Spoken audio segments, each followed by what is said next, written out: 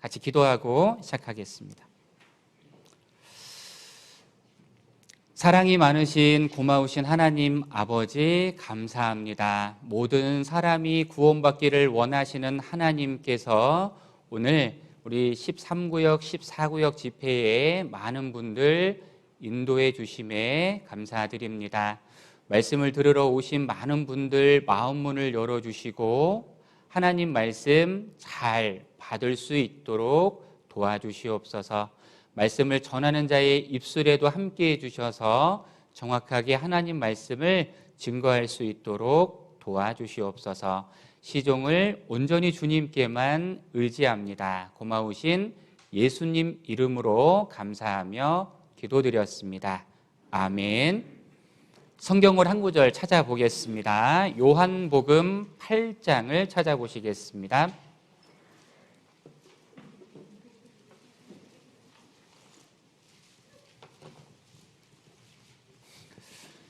성경을 찾기가 조금 어려우신 분들은 화면에다가 제가 동시에 좀 말씀을 띄워 놓도록 하겠습니다.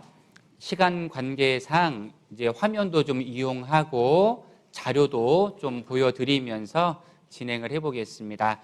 찾을 수 있으신 분들은 성경책을 직접 찾아보겠습니다. 요한복음 8장 14절을 한번 찾아보시겠습니다. 자, 여기 한 구절인데요. 우리 큰 목소리로 같이 한 번만 읽어주시겠습니다.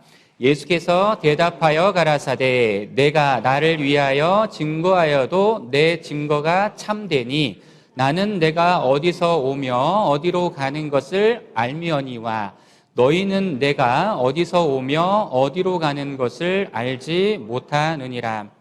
세상에는 성공한 사람들이 있습니다. 그리고 세상에서 부자들이 있고 명예가 많은 사람들이 있습니다. 그 사람들은 저절로 그런 부와 명예를 누리는 것이 아니라 공통된 삶의 습관과 규칙이 있었다는 걸 발견하게 됩니다. 어떠한 원칙과 규칙이 있었냐면 우선순위와 시간 관리에 철저했다라고 하는 그런 규칙이 나름대로 있었습니다. 성공한 사람들은 시간을 결코 허투루 쓰지 않습니다. 그리고 인생에서 가장 중요하고 급한 일 먼저라고 하는 원칙을 세워놓고 삶을 살아간 결과로 많은 부와 명예를 누리고 있다고 말하고 있습니다. 마찬가지 우리 인생을 살아가고 있는 우리들도 좋은 것을 얻기 위해서 그리고 나름대로 행복을 얻기 위해서 내 인생에서 가장 중요하고 급한 문제가 무엇인지 생각해보고 그 문제를 해결하려고 했을 때 우리는 조금 더 나은 삶을 살 수 있고 행복을 얻을 수 있다고 말하고 있습니다. 우리 이 자리에 참석하신 많은 분들 한번 생각해 보겠습니다. 인생 가운데 내 인생 가운데 가장 중요하고 급한 일이 무엇일까요? 돈을 버는 일, 또 가정을 돌아봐야 되는 일, 직장과 또 사업을 또는 학업을 위해서 또 중요하고 나름대로 급한 일들이라고 생각하고 살아갈 때가 있습니다. 자, 그런데 자세히 생각해 보면 세상에서 가장 중요한 것이 바로 나입니다. 이 세상에서 내가 없으면 세상이 아름다울 수 없고 내가 존재하지 않는다면 많은 관계들이 다 의미가 없어지는 겁니다. 그러므로 세상에서 가장 소중한 존재인 나, 그리고 이 내 문제 안에 가운데 가장 중요하고 급한 문제는 죽음의 문제와 인생의 문제라는 겁니다. 세상에 성공한 많은 사람들이 다른 것들은 다 해결했지만 죽음의 문제, 인생의 문제는 해결하지 못했다는 걸 우리는 잘 알고 있습니다. 자, 이번 성경 강연회를 하는 목적은 정확합니다. 사람들이 말하는 좋은 곳이 있는데 죽음 이후에 그 좋은 곳에 어떻게 갈 수 있는지 방법을 성경을 통해 배워보자는 겁니다. 사람은 각자의 길이 있습니다. 자, 지금 읽었던 요한복음 8장 14절에는 다음과 같이 되어 있습니다. 자, 노란색으로 색칠해 놓은 부분만 집중 있게 좀 보시기 바라겠습니다. 나는 내가 어디서 오며 어디로 가는 것을 안다고 말씀하셨는데 너희는 내가 어디서 오며 어디로 가는 것을 알지 못한다고 말씀하셨습니다. 인생도 마찬가지입니다. 꽤 행복한 인생이 되려면 내가 어디에서 왔는지, 어디로 가고 있는지 알아야 된다는 겁니다. 나름대로는 인생의 출발은 다를지 모르지만 같은 환경 속에서 같은 목적지를 향해 가고 있다는 건 너무나 잘 알고 있습니다.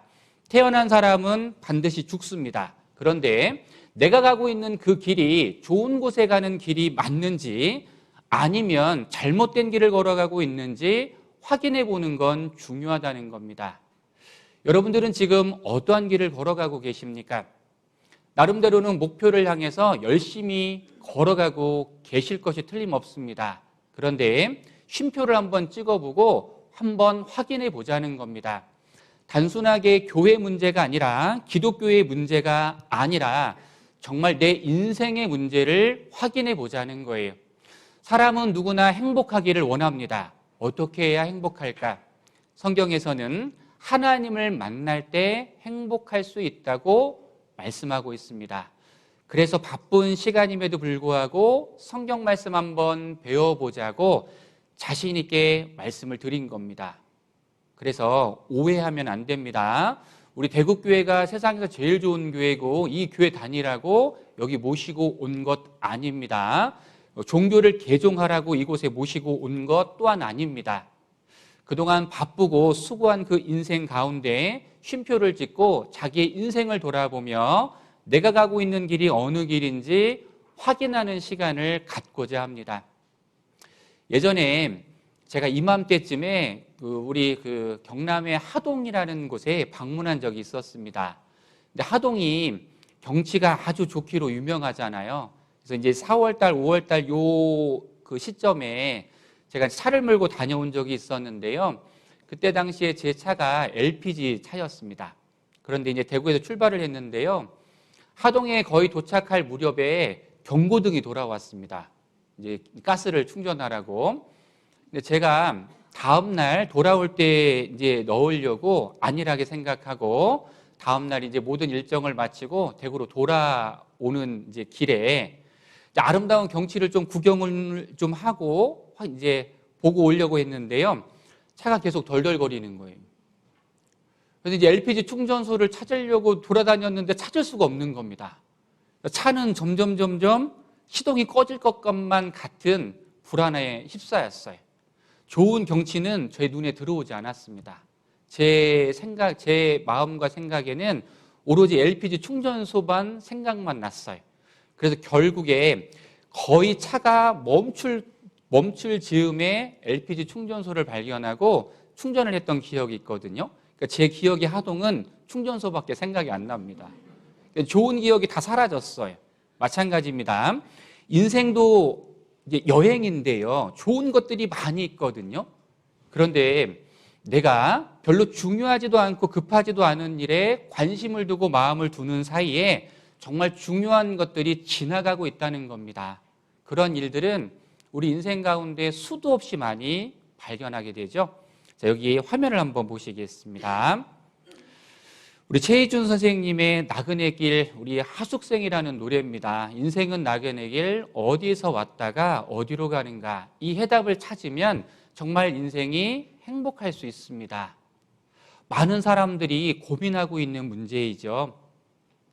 사람들은 길을 걸어가고 있거든요. 근데 이 길 끝에 무엇이 기다리고 있는지 알 수 없습니다. 그래서 사람들은 더 많이 공부하고 더 많이 노력하고 더 많이 수고해서 내가 가고 있는 길이 틀림없다는 걸 증거하려고 해요. 우리도 이 많은 사람들 가운데 한 길을 분명 걸어가고 있을 겁니다. 여기 다이아나 로스라고 하는 이 흑인 여배우가 있습니다. 가수가 있거든요. 우리 이제 젊은 세대에게는 잘 알려지지 않았지만 우리 이제 조금 이제 50대, 60대 정도 되신 분들에게는 굉장히 유명한 가수입니다. 흑인 여성인데요. 이 여성 주인공인 다이아나 로스가 주인공이었던 영화 마호간이라는 이 영화가 있습니다.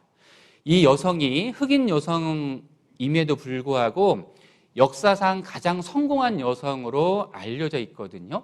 이 마호간이라고 하는 이 영화의 주제가가 됐던 이 노래가 있는데요. 잠깐만 소개해 드려 보겠습니다. 내용이 그렇습니다. Do you know where you're going to? Do you like the things that life is showing you? Where are you going to? Do you know? 이 다이아나 로스가 계속 반복하고 있는 단어는 너 어디로 가고 있는지 알고 있니?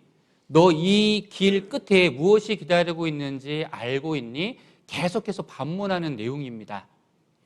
이 흑인 여성으로서 상당한 고통을 받고 인생의 고난을 겪었던 이 여인은 해답을 찾기를 원했습니다. 나는 어디로 가고 있지? 내 인생 끝에 무엇이 기다리고 있지? 그걸 끊임없이 고민했다는 거예요. 아주 지혜로운 여성이었습니다. 넌 내가 어디로 가고 있는지 알아? 내 주변에 있는 삶이 보여주는 것들이 정말 전부인 것 같아? 정말 너는 어디로 가고 있니? 넌 알고 있니? 그렇게 묻고 있는 거예요. 인생은 속도가 아니라 방향이라고 말하고 있습니다. 인생은 누가 먼저 도착하느냐의 문제가 아니라 어디로 향해 가고 있는지가 중요한 법이에요.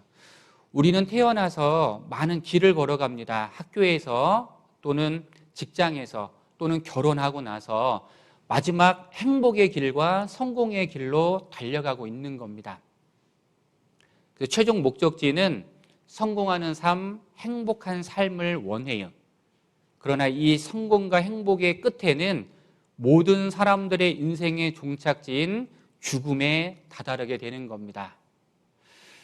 얼마 전 TV 프로에서 젊은 가수들이 함께 노래를 부르는 프로가 있었는데 그 길에서 아주 인생을 돌아볼 수 있는 메시지를 남기는 한 노래를 불렀습니다. 우리 G.O.D라고 하는 유명한 그룹의 이 노래인데요. 제목이 길입니다. 제가 소개를 좀 해드려 볼 텐데요. 제가 이제 자막을 띄워드리는데 그 자막을 좀 잘 묵상해 보시면서 나는 지금 어느 길을 걸어가고 있는가 잘 한번 생각해 보셨으면 좋겠습니다. 우리 요한복음 14장을 한번 찾아보시겠습니다.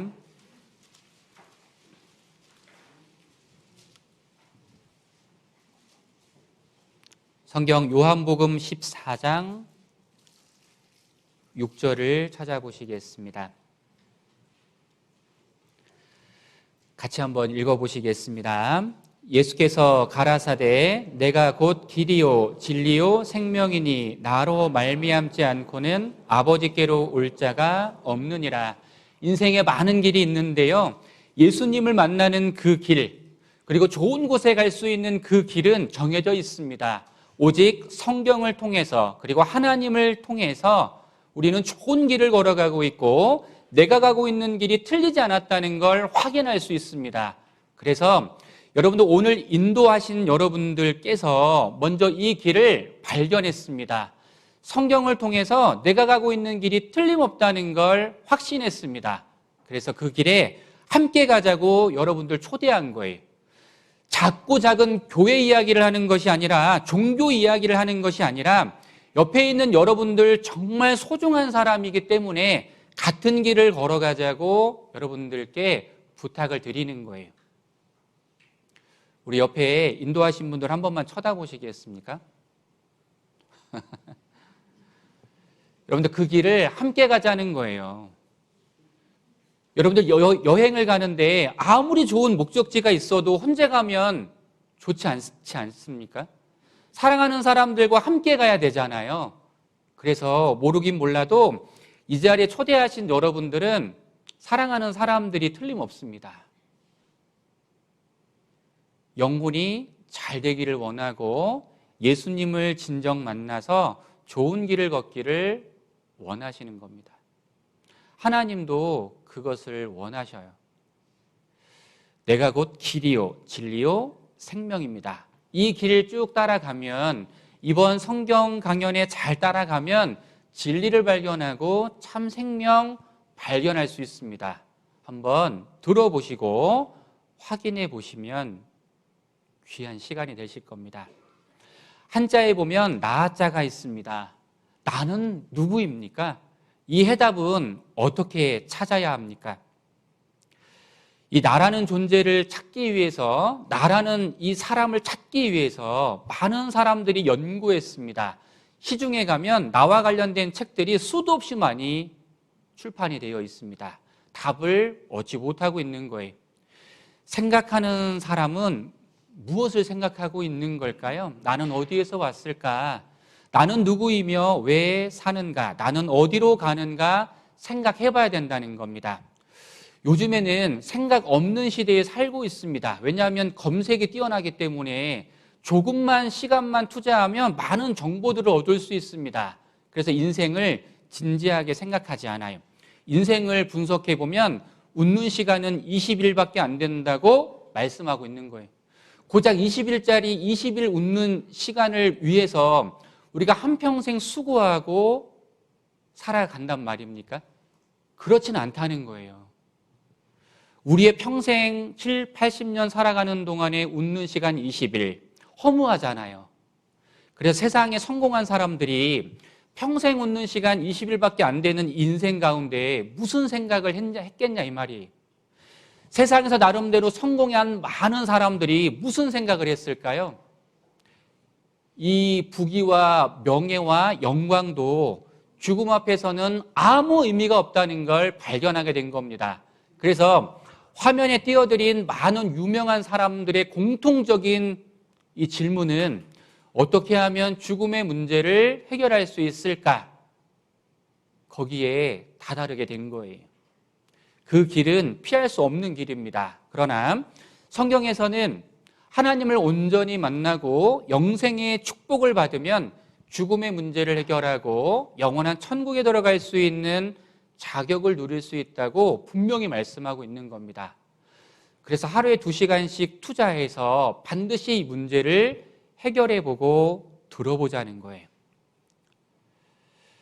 자, 여기 스티브 잡스가 죽기 전에 이런 말을 남겼어요. 아무도 죽기를 원하지 않습니다. 그래도 죽음은 우리 모두의 숙명입니다. 아무도 피할 수 없습니다. 자, 그리고 여기 이 세상에 죽음만큼 확실한 것은 없다. 그런데 사람들은 겨우살이는 준비하면서 죽음은 준비하지 않는다. 이렇게 말하고 있습니다.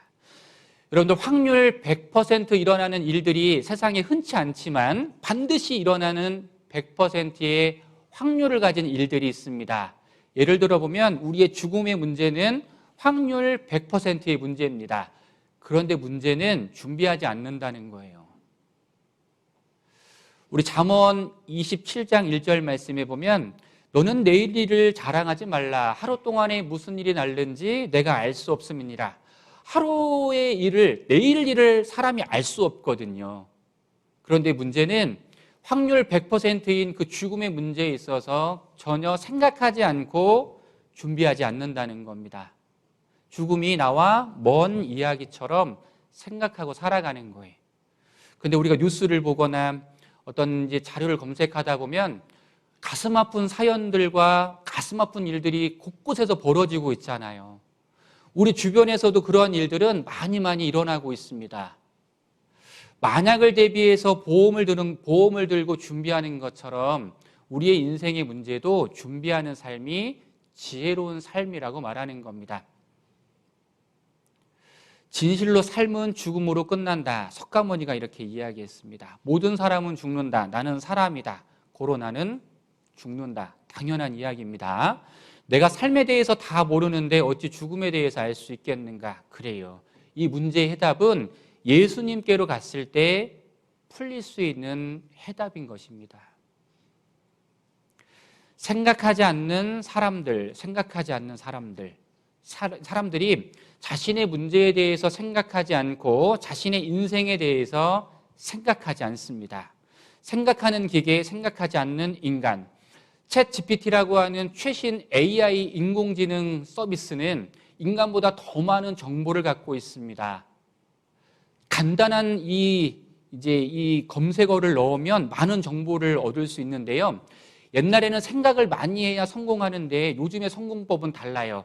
어떻게 질문을 해야 되는지에 따라서 성공의 여부가 달라집니다. 챗 GPT도 어떻게 질문하느냐에 따라서요, 내용이 달라지거든요. 요즘에는 질문을 잘하는 사람이 성공한다고 되어 있습니다. 성경과 완전히 반대되는 모습으로 사람들은 살아가고 있는 겁니다. 사람은 생각을 해야 돼요. 생각하는 대로 살지 않으면 사는 대로 생각하게 된다. 그러니까 인생을 그냥 즐기다가 가는 거예요. 어리석은 겁니다. 인생의 끝에는 반드시 심판이 기다리고 있습니다. 그래서 여기 나아자의 해답을 어떻게 찾냐면 다음과 같이 찾는 거예요. 이 나아자가 밑으로 들어갔잖아요. 내 인생 가운데 가장 높여야 되고 가장 먼저 우선순위를 두어야 하는 문제가 있습니다. 이게 양양자가 위로 올라갔잖아요. 자, 성경을 쭉 배우다 보면 이 어린 양 되셔서 우리의 대속물로 되어주신 예수님을 의미합니다. 그러니까 내 삶 속에 나라는 존재가 어떤 존재인지를 알려면 가장 우선순위로 배워야 되는 게 예수님과 관련된 문제라는 거예요. 그래서 예수님을 우선순위로 먼저 배우면 내가 어떠한 사람이며 어떠한 길을 걸어가고 있는지 정확하게 발견하게 된다는 겁니다. 그래서 한 주 동안에 제가 개인적인 이야기나 사회에서 벌어지는 많은 이야기를 드리는 게 아니라 오로지 예수님과 관련된 말씀만 드릴 겁니다. 여러분들이 말씀을 잘 들어보시고 가장 우선순위에 말씀을 두고 잘 경청해 주신다면 나의 참 의미와 인생의 목적을 발견하실 수 있으실 겁니다. 여기 한자를 하나 더 소개해 드려 볼 텐데요. 우리 신라면 드실 때 많이 발견하게 되는 매울 신자입니다. 중국에서는 고통스럽다 신자, 인생을 의미하는 한자거든요. 자, 고통스럽다 신자로 사용되는데요. 고통된 인생이 어떻게 하면 행복을 누릴 수 있는가? 여기에 획을 하나 더 그어서 하나 일자입니다. 자, 하나 일자를 더해보면 이 한자는 다행 행자가 되는 겁니다. 행복하다 행자가 되는 거거든요. 제 이름이 경복이라고 아까 소개해드렸는데 별 볼 일 없는 내 인생에도 하나님을 만나고 나니까 셀 수 없는 복을 맞이하게 되는 겁니다. 마찬가지 오늘도 수고하셨던 여러분들, 그리고 앞으로 얼만큼인지 모르지만 더 수고하셔야 되는 여러분들께 하나님과의 만남은 우리의 인생을 바꾸고 진정 행복을 전해주는 귀한 만남이 될 것입니다. 그래서 이번 성경 강연에 오기를 참 잘했다, 다행이다, 이런 마음이 분명히 드실 겁니다. 그래서 여기 마태복음 11장 28절에는 다음과 같이 말씀을 하고 있습니다. 제가 읽어드리겠습니다. 수고하고 무거운 짐진 자들아 다 내게로 오라. 내가 너희를 쉬게 하리라. 나는 마음이 온유하고 겸손하니 나의 멍에를 메고 내게 배우라. 그러면 너희 마음이 쉼을 얻으리니 이는 내 멍에는 쉽고 내 짐은 가벼움이라 하시니라. 잘 들어보세요. 자, 수고하고 무거운 짐진 자들아, 하나님은 어떠한 사람을 부르셨습니까? 세상에서 잘나고 명예가 있고 교회를 오래 다니신 그런 분들을 부르시는 게 아니라 세상에서 수고하고 무거운 짐을 진 사람들, 세상에서 어려움을 겪고 나름대로 고통과 아픔 가운데 살아가고 있는 약자들을 부르고 있는 겁니다. 그리고 거기서 빠짐없이 다라고 돼 있잖아요. 빈부 귀천을 물어나고 모두 다 하나님께로 올 수 있는 자격이 있다는 겁니다. 때로는 말씀을 전하다 보면 어떤 분들이 그렇게 말씀하셔요. 다른 분들은 다 받아줘도 나는 안 받아줄 거라고. 나는 큰 죄가 있어서 하나님이 나 같은 사람 안 받아주실 거라고 말합니다. 그렇지 않습니다. 하나님은 어떠한 죄인이든지 다 받아주셔요. 여러분들 정말 수고와 무거운 짐이 있지 않습니까? 하나님께로 와 보십시오. 그러면 하나님께서 우리를 쉬게 해 주신다고 말씀하셨습니다. 하나님은 마음이 온유하고 겸손하신 분이시니까 우리가 한 주 동안의 말씀을 통해서 한번 배워보십시오. 자, 그러면 저희 마음에 쉼을 얻을 수 있습니다. 그래서 여러분들 한 주 동안에 해 주셔야 되는 일은 한 가지만 해 주시면 되겠습니다. 저기 에스겔 30 13장 30절입니다. 인자야 내 민족이 담 곁에서와 집 문에서 너를 의논하며 각각 그 형제로 더불어 말하여 이르기를. 자, 뒤에는 같이 한번 읽어주시겠습니다. 자, 가서 여호와께로부터 무슨 말씀이 나오는가 들어보자 하고. 자, 여기 자 그랬잖아요. 가서 여러분들 오셨잖아요. 그러니까 1단계 통과. 이제 2단계는 뭐 해야 돼? 이제 무슨 말씀을 하는지 들어보자. 이게 2단계입니다. 두 개만 잘하면 되거든요. 제가 헬스장을 갔는데요. 헬스장에 요즘에 세일을 많이 이렇게 코로나 기간 동안 했는데 저희 교회당 옆에 헬스장이 하나 있습니다. 거기에 어느 날 현수막을 걸어놨는데요. 파격 세일을 했어요. 6 플러스 2, 15만 원. 8개월에 15만 원이 붙었어요. 너무나 이게 이제 싸잖아요. 그래서 얼른 건강 생각해서 등록을 했습니다. 혼자 하면 운동이 잘 안 되잖아요. 그래서 제가 여기 형제님 이제 잘 이렇게 이야기해서 같이 했습니다. 그래서 우리 건강을 잘 지켜보자. 그렇게 하고 이제 끊었습니다. 근데 몇 번 갔을까요? 제가 이제 2달을 못 갔어요. 이제 끊어놓고 그래갖고 이제 이거 큰일 났다 이거 다시 이제 방문을 했습니다. 2달 못 갔는데 어떻게 해야 됩니까? 그랬더니 그 사장님이 서비스로 2달을 더 주셨습니다. 그러니까 총 몇 개월이에요? 10개월이에요. 거기다가 개인 라카도 주시고 유니폼도 주셨어요. 운동복도. 우리 형제님하고 같이 이거 이렇게 받아도 되나? 너무 좋다. 운동 열심히 하자. 그리고 몇 번 갔을까요?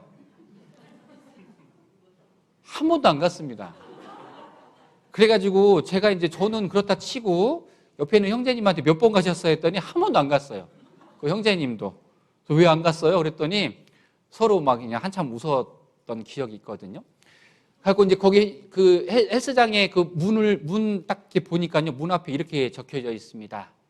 세상에서 가장 어려운 일, 그 일은 여기에 오는 겁니다. 이렇게 돼 있는 겁니다. 문 딱 열고 들어가니까 뭐라고 문구가 돼 있냐면 지금부터 가장 쉬운 걸 해보겠습니다. 뭐예요? 운동하는 거예요.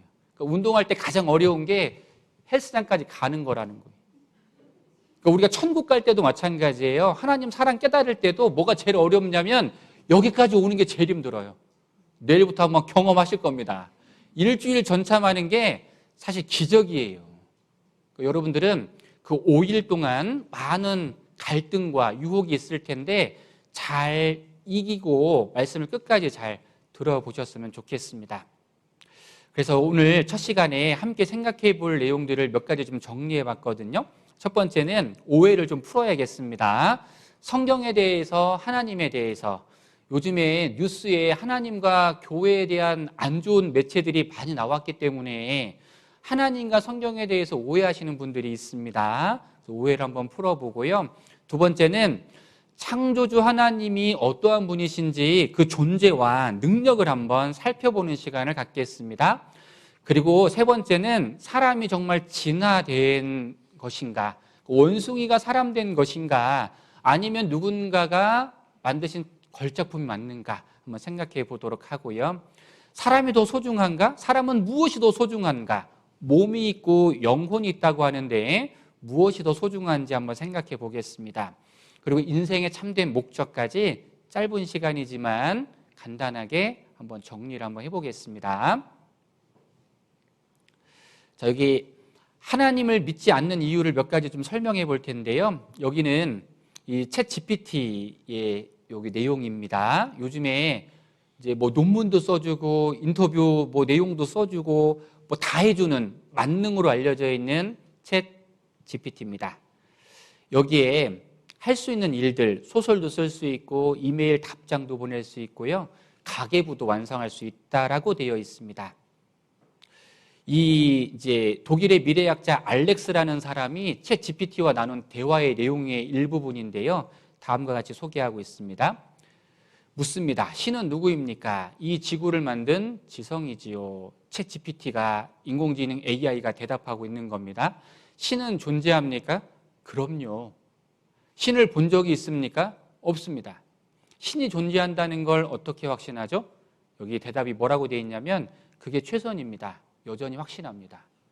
많은 정보를 갖고 있는 챗 GPT, 이 인공지능 AI는 세상에 있는 모든 지식과 모든 이 정보들을 총망라해서 신이라는 존재를 분석해 본 결과 신이 없다면 결코 불가능한 일이라는 걸 설명하고 있는 겁니다. 이건 아주 의미가 있는 대답이, 세상에 있는 총동원한 정보와 지식은 결국 하나님을 증거하고 있는 겁니다. 자, 성경과 하나님을 믿지 않는 이유를 한 3가지만 정리해 보겠습니다. 첫 번째는 오해, 두 번째는 없으면 좋겠다는 마음, 세 번째 눈에 보이지 않기 때문입니다. 자, 하나하나 한번 풀어보겠습니다. 오해입니다. 자, 마태복음 22장 29절인데요. 같이 한번 읽어주시겠습니다. 예수께서 대답하여 가라사대 너희가 성경도 하나님의 능력도 알지 못하는 고로 오해하였도다. 여기 보면 성경을 오해했습니다. 우리 이단에 속한 사람들이 성경을 문자 그대로 해석하지 않고 교묘하게 풀어서 자신들의 입맛에 맞게 가르치는 사람들이 있습니다. 그래서 잘못된 교리와 잘못된 모습이 나타나게 되는 거예요. 성경을 제대로 알면 모든 거짓으로부터 자유할 수 있습니다. 성경을 오해하고 있는 분들이 있습니다. 성경을 잘 배워보면 오해가 이해가 되고 그 이해를 바탕으로 올바른 믿음을 가질 수 있습니다. 우리가 하나님을 오해했다. 당신은 하나님을 오해하고 있습니다. 역사상 가장 위대한 걸작으로 알려져 있는 벤허라고 하는 이 소설이자 또 영화가 있습니다.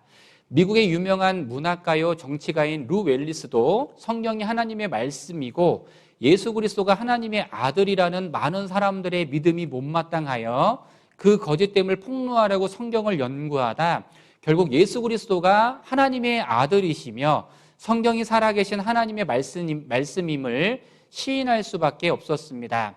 그가 그리스도인이 된 후에 쓴 작품이 영화로도 유명한 벤허였습니다.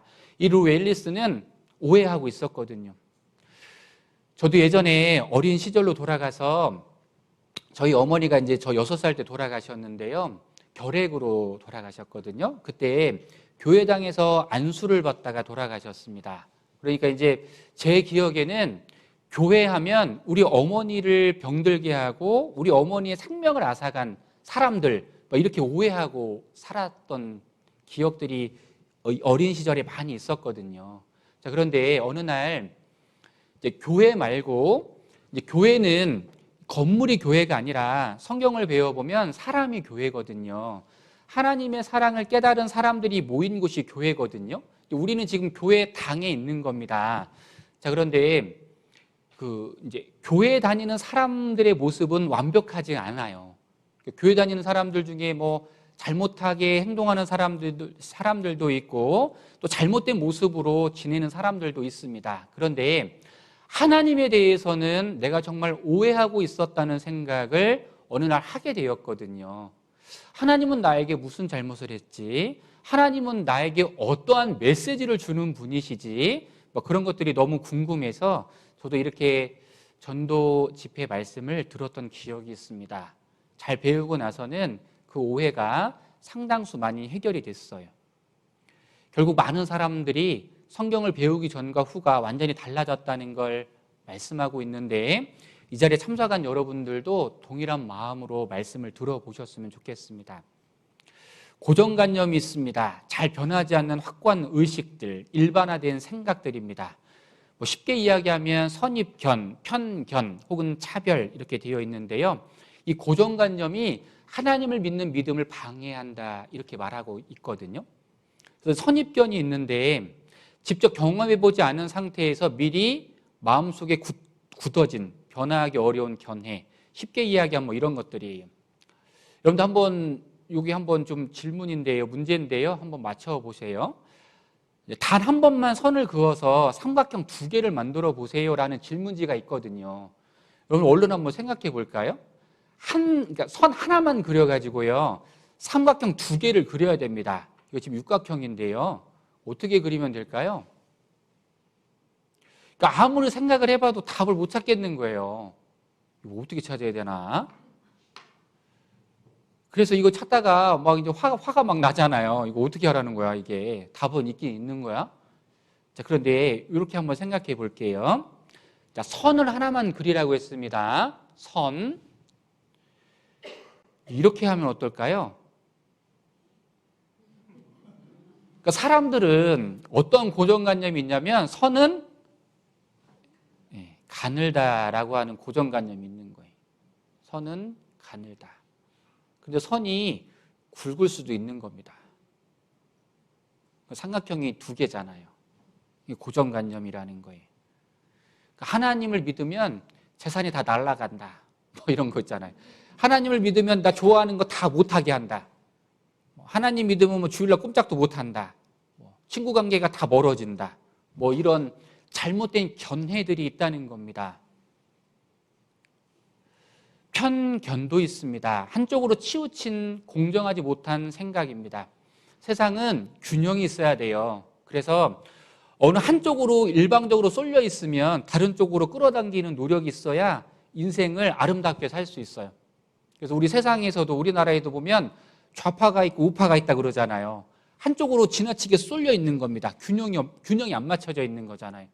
이게 이제 편견이라고 말하는 겁니다. 세 사람 중에 피아니스트가 아닐 것 같은 사람, 피아노를 피아노를 잘 치는 사람들을 피아니스트라고 하는데 이 첫 번째 사람은 손이 없잖아요. 지금 팔이 없잖아요. 그러니까 세 사람 중에 누가 피아노를 못 칠 것 같습니까? 잘 칠 것 같습니까? 그러면 사람들이 대부분 그래요. 이 턱시도를 입은 신사와 드레스를 입은 이 여인이 당연히 피아니스트라고 말할 겁니다. 설문조사를 해보면 여지없습니다. 12명 중 10명이 첫 번째 장애를 가진 그 사람을 선택했거든요. 어떻게 팔이 없이 피아노를 칠 수 있습니까? 장애가 있으면 피아니스트가 될 수 없을 거라는 편견이 있습니다. 그런데 이 사람은 두 팔을 잃고도 세계적인 피아니스트가 된 발가락 피아니스트 류웨이라는 사람이 발가락으로 피아노를 칩니다. 화질이 좀 좋지 않아서 이 팔이 없는 다른 사람들 이 영상도 이렇게 있는데요. 제가 한번 보여드릴게요. 사랑합니다. 아름다운 피아노 선율이 귀를 사로잡습니다.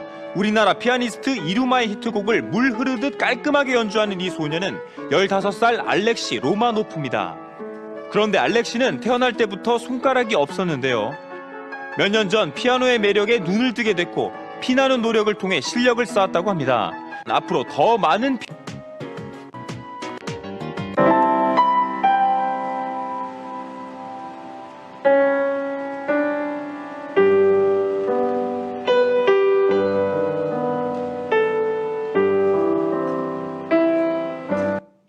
손가락이 없으면 피아노를 치지 못한다는 편견이 있는 거예요. 아까 그 류웨이 씨는 발가락으로 피아노를 칩니다. 나중에 집에 돌아가셔서 유튜브로 한번 검색해 보시면 발가락으로 피아노를 치는 류웨이 씨의 영상을 확인할 수 있습니다. 편견이. 우리가 그동안 하나님을 오해하고 있는 겁니다. 두 번째, 없었으면 좋겠다는 마음이 있습니다. 시편 14편 1절에는 어리석은 자는 그 마음에 이르기를 하나님이 없다도다. 저희는 부패하고 소행이 가증하여 선을 행하는 자가 없도다. 어리석은 자가 어떤 사람이냐면 무감각한 사람, 한쪽으로 치우치는 사람, 세상에 속아 있는 사람 이렇게 번역되어 있거든요.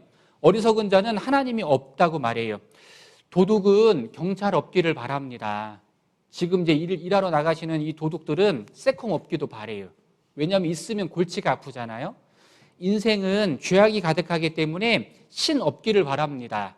왜냐하면 신이 있다 그러면 이 인생에 골치 아픈 일들이 많이 생기기 때문에 그래요. 그래서 없었으면 좋겠다 그 마음을 가지고 있는 겁니다. 자, 로마서 1장 28절에는 또 저희가 마음에 하나님 두기를 싫어하매, 이건 무슨 뜻이냐면 이런 뜻이에요. 몰라서가 아니라 일부러라는 뜻입니다. 고의적으로 배척했다는 뜻입니다. 왜? 성경이 사실일지라도 내 마음대로 살 거야. 너 따라가면 이것도 못하고 저것도 못하고 이런 거예요. 내 좋아하는 거 다 못할까 봐 없었으면 좋겠다고 일부러 밀어내는 거예요. 여러분들 오늘 참석한 여러분들 옆에 있는 인도자를 보세요. 하나님 믿고 막 억압됐습니까? 통제받습니까? 그렇지 않아요. 인생의 참 자유를 얻고 세상에서는 부족하지만 항상 긍정적이고 밝게 살잖아요. 그 모습 때문에 여기까지 오신 거지 않습니까? 야, 너도 하나님 믿는데 정말 뭔가 다르구나. 그 마음 때문에 여기 오신 거잖아요. 틀림없이. 하나님 믿으면 억압받고 통제받지 않습니다.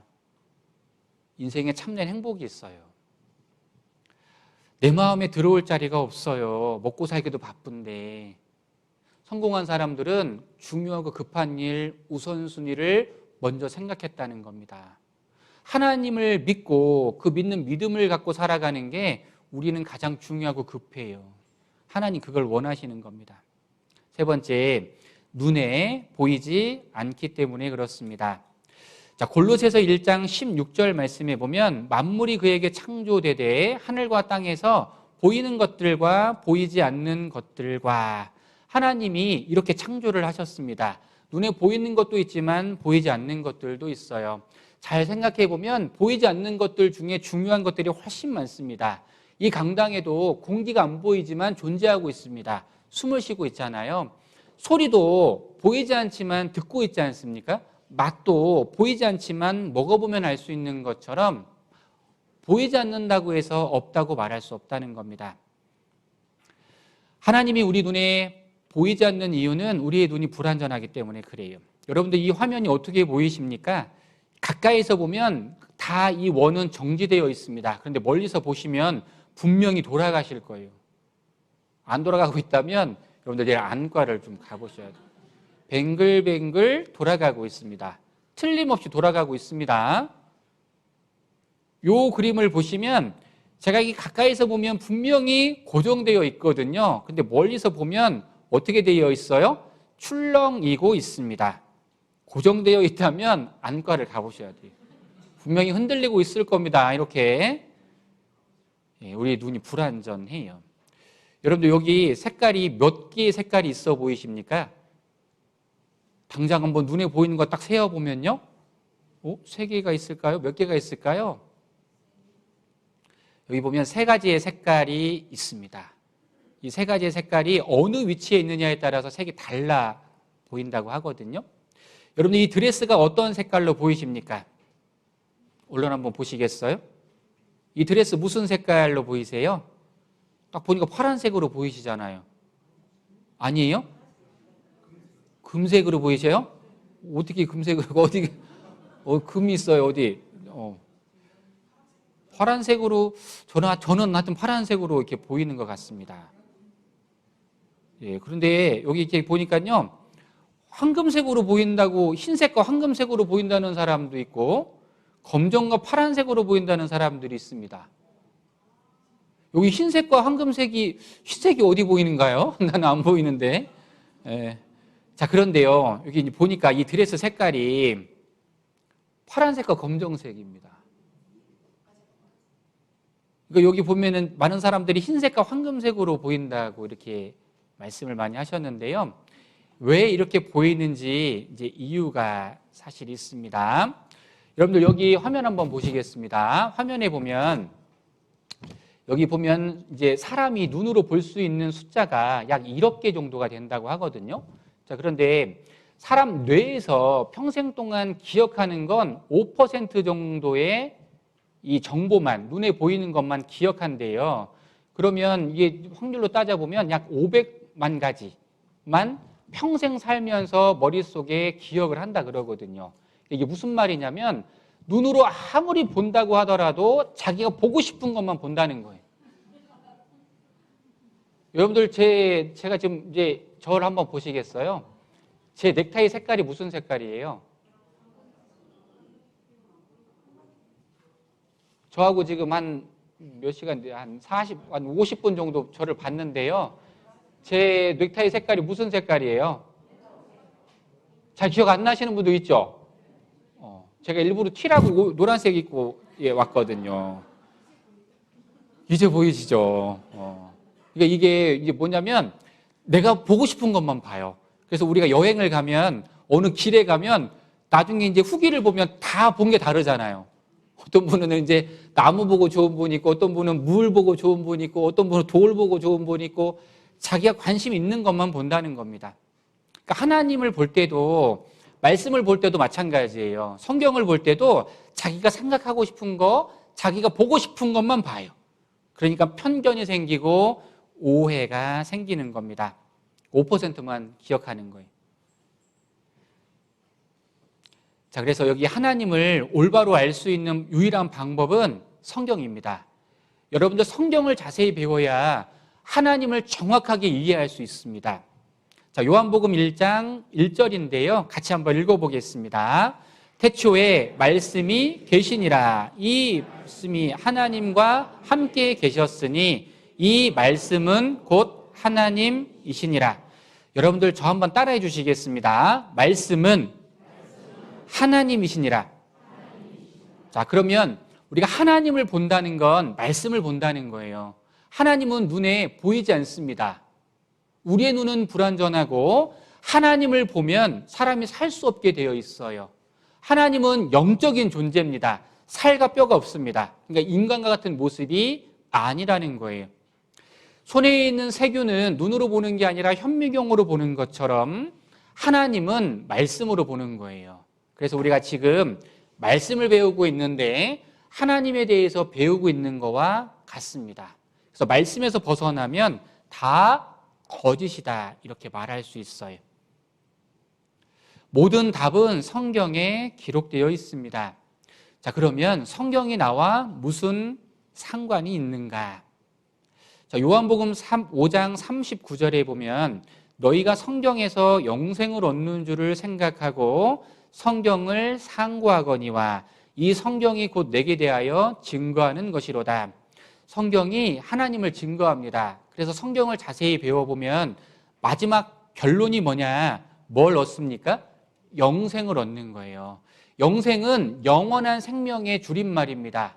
다시 말하면 좋은 곳에 갈 수 있는 방법을 아는 것, 그리고 구원받는 것, 천국 가는 방법을 알게 된 것, 영생 얻는 것 다 같은 말입니다. 그래서 성경을 배워야 영생을 얻고 좋은 곳에 갈 수 있는 거예요. 자, 성경이 하나님을 증거하는 책이 되는 겁니다. 요한일서 2장 25절도 같이 한번 읽어보겠습니다. 그가 우리에게 약속하신 약속이 이것이니 곧 영원한 하나님은요, 모든 사람이 구원받기를 원해요. 여러분들 모두 다, 이 강당에 오시는 여러분들 모두 다 영원한 생명 얻기를 원하신다고요. 그러니까 교회 열심히 다닐 생각보다 영원한 생명을 어떻게 하면 얻을 수 있는지 생각하시고 말씀을 들으시면 너무너무 좋겠습니다. 하나님은 우리에게 영원한 생명을 약속해 주셨습니다. 모두 받아가셔야 돼요. 디모데후서 3장 15절 또 내가 어려서부터 성경을 알았나니 성경은 능히 너로 하여금 그리스도 예수 안에 있는 믿음으로 말미암아 구원에 이르는 지혜가 있게 하느니라. 자, 성경을 배우면 믿음이 생기고 그 믿음이 우리를 구원으로 인도할 겁니다. 성경을 잘 배우면 믿음이 생기고 그 믿음으로 구원을 받게 돼요. 그 시간은 오랜 시간 걸리는 게 아니라 이번 성경 강연회면 충분합니다. 그래서 성경을 배워야 합니다. 그래서 믿음을 갖고 구원을 받아야 합니다. 자, 서점에 가면 베스트셀러라는 코너가 있습니다. 우리가 어떤 책을 읽어야 되는지 고민이 될 때 우리는 발걸음을 이곳에 옮기게 되죠.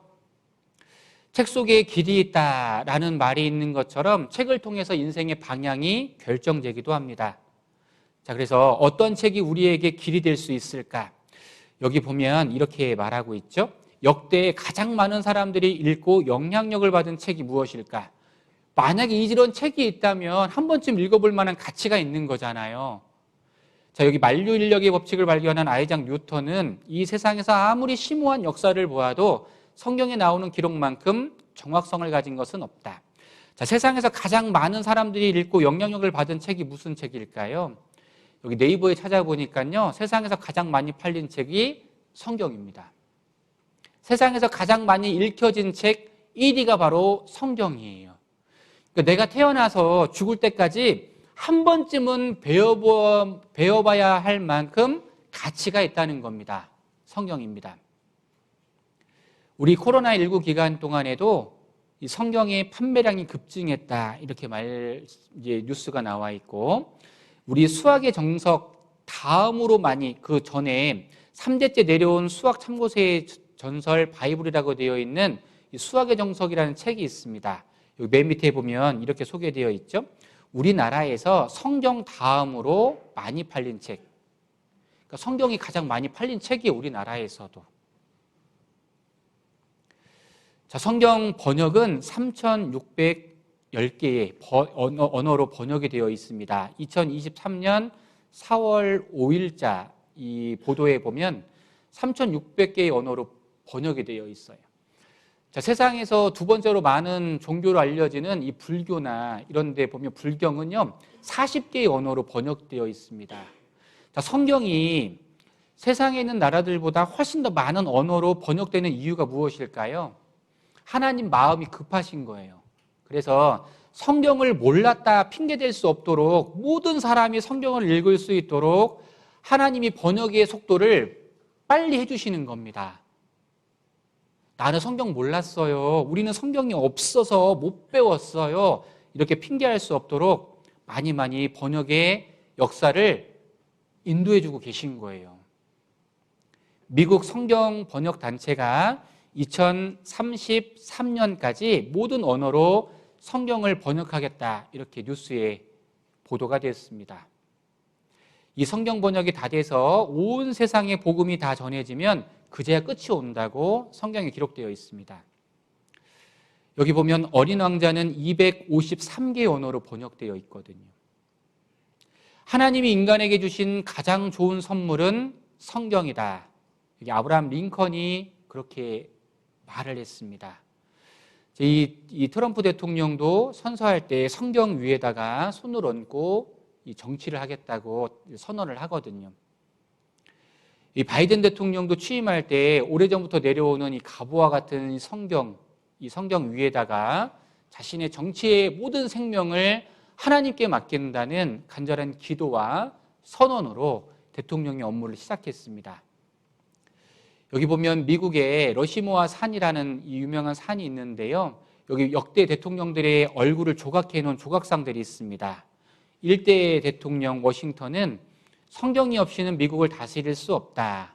3대 토마스 제퍼슨은 미국은 성경 위에 서 있다. 26대 루즈벨트 대통령은 온전히 살고자 한다면 반드시 성경을 배워야 한다. 그리고 16대 에브라임 링컨은 하나님이 인간에게 주신 가장 귀한 선물은 성경이라고 말하는 겁니다. 가장 역사적으로 영향력을 끼친 책이 바로 성경이, 이 성경을 통해서 자신의 목숨을 던진 많은 선지자들이 있습니다. 숱한 역경을 헤쳐나온 영원한 베스트셀러입니다. 이 로마에 보면 여기 디오클레티안이라는 황제는요, 성경을 압수해서 불태웠던 기록이 있습니다. 그리고 무신론자 볼테르는 성경은 폐기된 책이다, 저주를 내렸죠. 그리고 이 토마스 페인이라는 사람은 앞으로 100년 이내에 성경은 한 권도 없을 것이다. 다 예언이 틀렸잖아요. 성경은 영원합니다. 말씀이 하나님이시거든요. 인류의 역사상 가장 큰 영향력을 준 책입니다. 40여 명의 기자들이 하나님께 받아 기록했습니다. 잘 보셔야 됩니다. 40명의 기자들이라고 말했어요. 책이니까 사람이 썼을 거라고 생각하는데 사람이 저자가 아니라 저자는 하나님이십니다. 사람은 받아 적은 거예요. 그래서 여기 기자라는 명칭을 썼습니다. 40명의 기자들이 1600년간 기록했습니다. 그리고 2930여 명의 등장인물이 등장하고 66권으로 되어 있습니다. 우리는 한 권 가지고 왔지만 성경 전서입니다. 예전에 우리 학교 다닐 때 전과 이런 거 있잖아요. 과목이 여러 개 수록되어 있는 거. 이 한 권에 66권이 포함되어 있습니다. 자, 그리고 하나님의 말씀을 받아 적은 거예요. 그래서 여기 성경을 공부해 보면 창조적인 사실이 있고 역사적인 사실이 있습니다. 그리고 인생의 문제에 대한 해답이 들어있고, 그리고 우리 앞으로 인생이 어떻게 되어야 되는지에 대한 영적인 사실에 대해서 정확하게 기록되어 있습니다. 자, 성경에 7대 기적이 있는데 오늘은 시간 관계상 여기 보면 여기 연대의 기적과 그 다음에 보존의 기적 이렇게 한번 살펴보도록 하겠습니다. 성경의 저자는 누구인가? 자, 모든 성경은 하나님의 감동으로 된 것으로 저자는 하나님이십니다. 여기 감동이라고 되어 있는데 이 감동이라는 건 마음의 어떤 깨달음 이런 걸 말하는 게 아닙니다. 제가 한번 설명해 볼게요. 자, 예언은 언제든지 사람의 뜻으로 낸 것이 아니요 오직 성령의 감동하심을 입은 사람들이 하나님께 받아 말한 것. 네 글자로 이야기하면 받아 쓰기 이렇게 돼 있는 겁니다. 불러준 걸 그대로 받아 적었다는 거예요. 저희 감동이라는 말은 이런 뜻입니다. 자, 성령의 감동을 받아 하나님의 말씀을 적어 놓았습니다. 앞에 보면 사람의 뜻대로 말하고 싶은 것을 적어 놓은 게 아닙니다. 감동이라는 말은 배가 바다 위에 떠 있는데 바람이 불면 이리 갔다가 저리 갔다가 흔들리는 모습 있잖아요. 그걸 감동이라고 말하는 겁니다. 그래서 하나님이 불러주는 대로 여기다 적고 여기다 적고 그래서 모았다는 뜻이에요. 그러니까 사람의 생각이 전혀 들어가지 않았다는 겁니다. 하나님의 말씀이라는 거예요. 이 어린 아이가 글씨를 아주 예쁘게 써서 올 100점을 맞았는데 선생님이 불러준 걸 그대로 받아 적은 거예요. 받아쓰기 한 겁니다. 마찬가지 여호와께로서 말씀이 예레미야에게 이르니라. 내가 내게 이른 이 모든 말을 책에 기록하라. 그래서 예레미야서. 예레미야 개인이 기록한 책이 아닌 것입니다. 부엘리의 아들 호세아에게 임한 여호와의 말씀이라. 그래서 호세아서.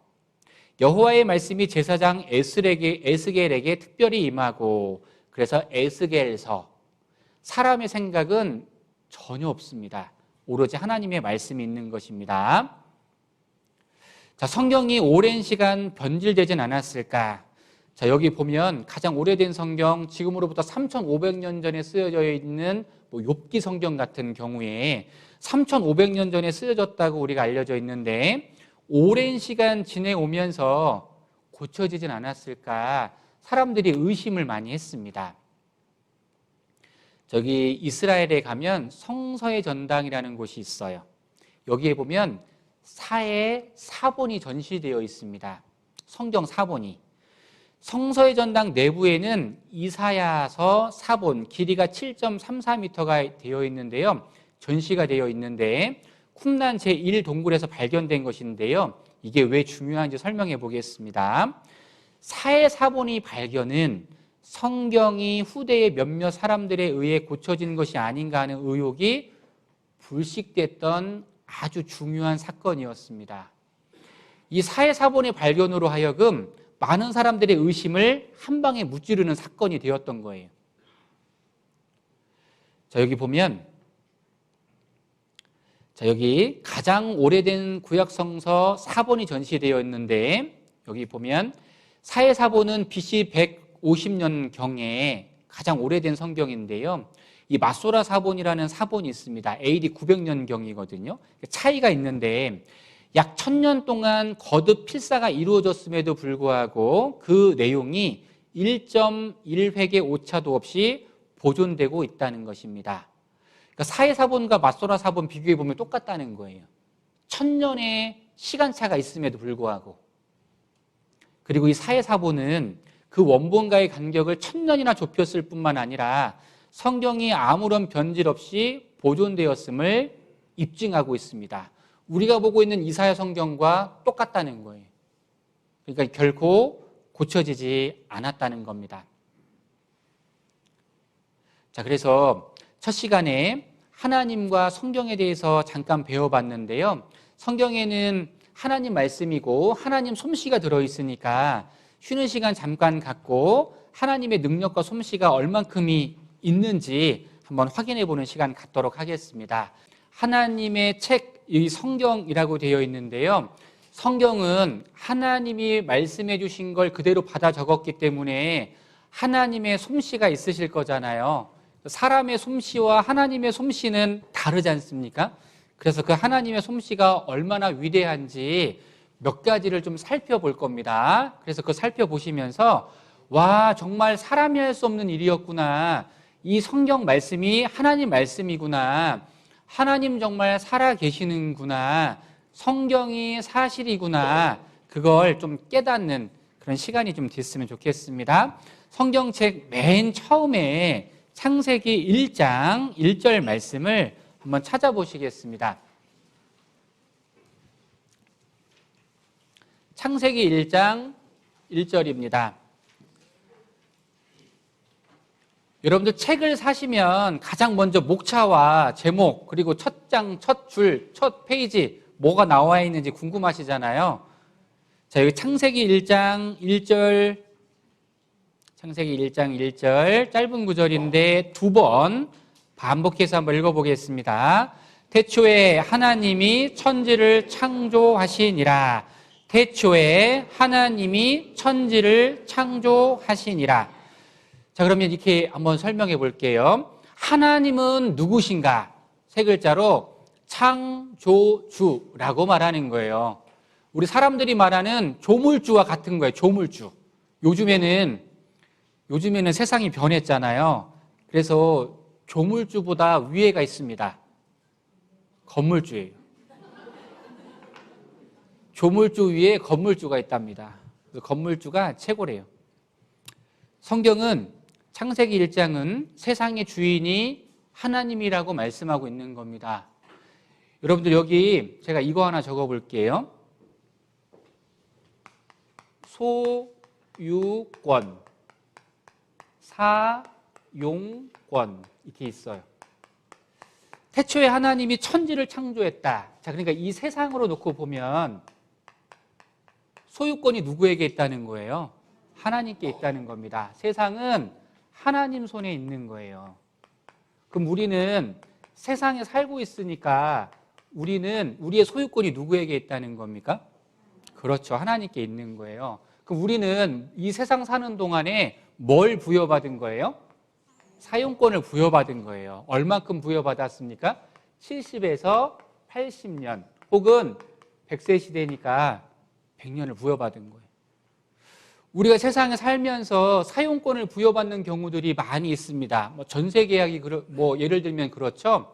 2년 동안, 4년 동안 사용할 수 있는 권리를 부여받았습니다. 그렇죠. 그런데 나중에 사용 기간이 끝나면 어떻게 해줘야 됩니까?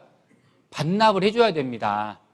근데 하자가 생기고 문제가 생기면 변상을 해야 됩니다. 마찬가지예요. 우리의 인생은 사용권이 있는데 마치 자신의 소유인 것처럼 살아가는 사람들이 있어요. 자기 마음대로, 자기 생각대로, 자기 멋대로 살아가는 사람이 있어요. 그건 주인을 망각하고 살아가는 거예요. 그러니까 답이 없는 겁니다. 인생의 소유권이 누구에게 있는지 정확하게 알고 인생의 주인을 정확하게 찾을 때 인생은 행복할 수 있습니다. 여기 태초에 하나님이 천지를 창조하셨다고 되어 있는데 태초라는 단어를 통해서 시작이 있었다는 걸 설명하고 있습니다.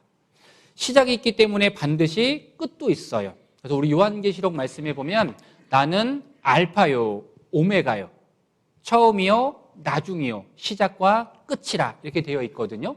그래서 교회 강대상에 보면 알파와 오메가를 이렇게 새겨놓는 강대상들이 많이 있습니다. 처음이요 나중이요 시작과 끝이라고 말씀하고 있는 거거든요. 그러니까 시작한 시점이 있기 때문에 반드시 이 세상 끝나는 날도 있는 겁니다. 하나님이 여기 소유권, 주인을 정확하게 소개하고 있는 거예요. 저절로가 아니라 하나님께서 주체를 말씀하고 있는 겁니다. 세상을 만드신 분이라고 소개하고 있는 겁니다. 천지를, 이 세상에 존재하는 모든 것을 창조했다고 되어 있어요. 예전에는 우리가 진화론을 배웠습니다. 원숭이가 사람 됐어요. 물고기가 혹은 여러 가지 생명체가 사람이 되었다고 잘못된 가르침을 배웠습니다. 우리나라는 한술 더 떠서 단군 신화를 배웠잖아요. 환웅, 막 곰하고 호랑이하고 막 마늘 먹고 뭐 파예요 뭐예요? 그거 먹고 사람 되었다. 뭐 이렇게 단군 신화, 개천절 막 이렇게 막 그렇게 배웠잖아요. 그래서 우리나라는 막 웅담도 잘 드시고 막 원숭이 놀리기도 하시고 막 조상들 놀리고 그렇게 살아가는 안 되는 거잖아요. 원래대로 하면 잘못된 모습이라는 겁니다. 콩 심으면 콩이 나고 팥 심으면 팥이 나는 거예요. 하나님은 질서대로 창조하셨다는 겁니다. 이 화면을 한번 보시겠습니다. 태초에 하나님이 천지를 창조하셨습니다. 이사야 45장 18절 말씀해 보면 여호와는 하늘을 창조하신 하나님이시며 땅도 조성하시고 견고케 하시되 헛되이 창조치 아니하시고 사람으로 거하게 지으신 자신이라. 그 말씀에 나는 여호와라 나 외에 다른 이가 없느니라. 자, 어떠한 신이 하늘을 창조했다고 말하며 땅을 조성했다고 말합니까? 어떠한 신이 사람이 살기 좋도록 이 아름다운 지구와 우주를 만들었다고 말하고 있습니까? 그렇지 않다는 거예요. 여러분들 이 우주라는 단어가 있잖아요. 우주 속에 우리도 포함되어 있는데 이 우주라는 뜻이 무슨 뜻이냐면 예전에 우리 천자문 배웠지 않습니까? 천자문 한번 우리 공부를 다 잘하셨을 것 같은데 한번 조금만 읊어볼까요? 시작. 하늘천 따지 거물현 누를황 지부집주. 우리 다 비슷합니다. 다 괜찮아요. 다 비슷해요. 자, 여기 보면 우자가 어떻게 했어요? 지부 집주. 그러니까 우주라는 건 무슨 뜻이냐면 큰 집이라는 뜻이에요. 큰 집. 그래서 우리 우주 안에 뭐 지구가 있는데 여기 보면 하나님께서 사람으로 거하게 만드신 곳이 있는 거예요.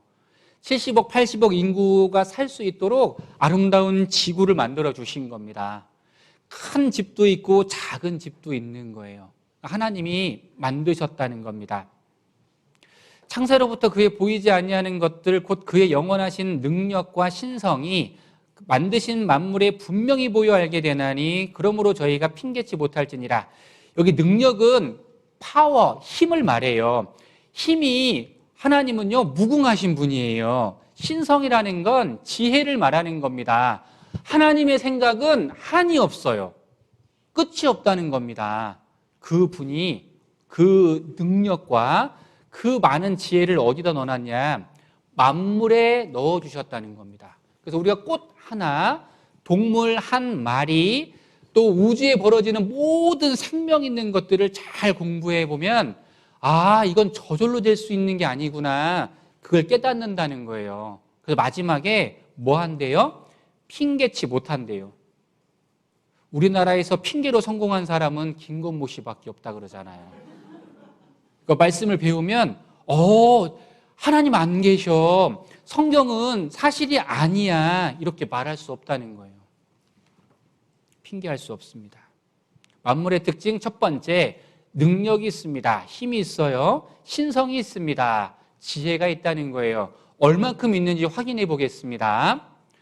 자, 그리고 만물의 특징은 규칙과 질서가 있습니다. 진화론은 무질서예요. 무질서. 질서가 없어요. 규칙도 없습니다. 저절로예요. 다 저절로입니다. 잘못된 겁니다. 지혜와 능력이 있고 사람을 위해 만들어졌습니다. 너희는 눈을 높이 들어 누가 이 모든 것을 창조하였나 보라. 한번 확인해 봐야겠습니다. 집마다 지은 이가 있으니 만물을 지으신 이는 하나님이시라. 여러분들 어르신들이 예전에 하늘님이라는 단어를 많이 사용을 했는데요. 하늘님과 하늘님, 하느님, 하나님 같은 의미가 사용되는 게 아니에요. 다릅니다. 엄연히 달라요. 하느님은 그 옛날 어원에 보면 하늘님 이렇게 돼 있거든요. 옛날에 태양 숭배뿐만 아니라 우상 숭배는 다 하늘에 대고 했어요. 예전에 로마 시대에도 기독교를 핍박했던 많은 이 황제들이 태양신을 숭배했는데 하늘을 보고 숭배했거든요. 그러니까 하늘은 온갖 잡신을 다 믿는 사람들이 숭배하는 이 대상으로 하늘님이라고 하는 거예요. 성경에서는 하나밖에 없는 절대자 하나님이 맞는 거예요. 명칭이 그렇습니다. 만물을 지으신 이는 하나님이십니다. 만물이 무슨 뜻인가? 제가 이 원어 성경을 좀 이렇게 번역해서 갖고 왔는데, 파스입니다. 등에 붙이는 파스가 아니고 이 파스라고 하는 히브리 원어인데, 모든 것, 세상에 존재하는 모든 것을 말하는 거예요. 생명이 있는 모든 것을 만물이라고 말하는 겁니다. 그러니까 세상에 하나님의 손에서 벗어난 건 단 하나도 없는 거예요. 모두 다 하나님의 소유 아래에 있다는 것입니다.